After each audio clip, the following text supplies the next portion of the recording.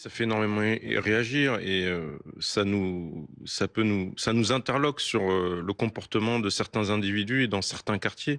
La façon dont enfin la haine qu'ils ont envers les forces de l'ordre, parce que quand on voit ce type de fait dans une société normale, le premier réflexe, c'est de porter secours. Et dans ces quartiers-là, les gens peuvent se rendre compte via cette vidéo comment on est considéré et je veux dire, la violence dont font preuve ces individus envers les forces de l'ordre. Pour eux, on est une bande rivale. Pour eux, on est des ennemis parce Mmh. que pour eux, on est aussi le dernier rempart et on est les représentants de l'État.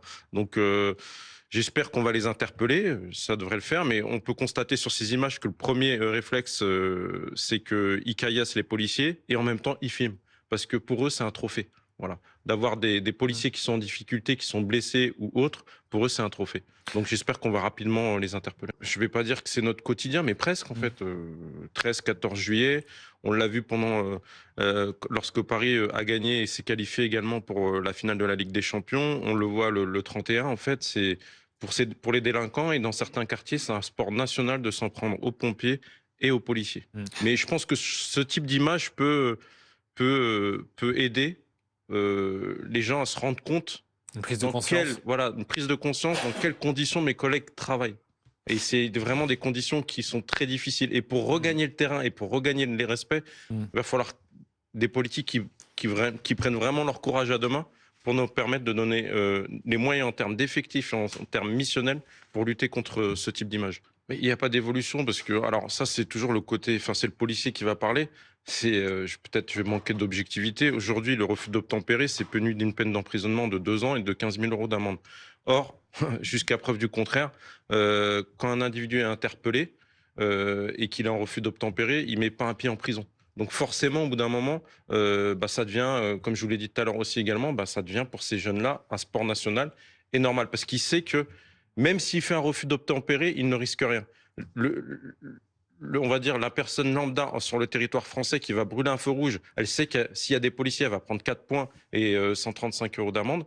Par contre, le délinquant, lui, s'il fait un refus d'obtempérer et qu'il se fait interpeller, il sait qu'il risque quasiment rien en fait, au niveau de la réponse pénale. Donc en fait, ça continue et ça ne baissera jamais tant que, au niveau de la réponse pénale et au niveau des moyens, on ne donnera pas plus de choses à la police et également à la justice. Pourquoi? Parce que ces individus, très généralement, sont connus des services de police, ils savent comment ça fonctionne. Le premier réflexe, on l'a vu aussi très souvent dans certaines images sur les réseaux sociaux, déjà ils cachent leur visage, ils dissimulent leur visage.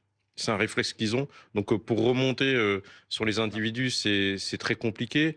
Maintenant, après, je pense que des fois, ils commettent quand même quelques erreurs et on en voit certains filmer. Peut-être que via les réseaux sociaux, via les antennes relais, on va peut-être arriver à remonter sur des individus. Mmh. Maintenant, après, je pense qu'au niveau des témoignages, on est un peu, si je puis dire, mort dans le film, puisque dans ces quartiers-là et partout en France, dans beaucoup de quartiers en difficile, il y a des gens qui aiment la police, mais il y a des gens qui peuvent pas s'exprimer en fait parce qu'ils ont peur. Mmh. Parce qu'ils ont peur de ces individus, parce que on constate que c'est une autre loi et d'autres règles qui existent dans ces quartiers-là. Mmh. Et l'ennemi numéro un, c'est le policier. Est-ce qu'on a des nouvelles, de ces policiers? Ils ont repris leur service. Et c'est pour ça que je pense qu'il faut rendre hommage à ces gens-là, parce que vous savez, quand le policier, normalement, avec l'expérience, il est là pour sauver, mais il s'attend pas à être sauvé et il vit très, très, très mal une situation qu'une personne Mmh. victime ou, voilà, elle pourrait vivre elle aussi.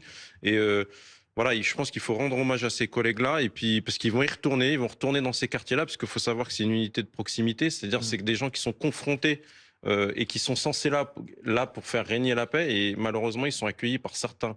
C'est toujours une minorité de délinquants qui eux, sont très violents avec eux.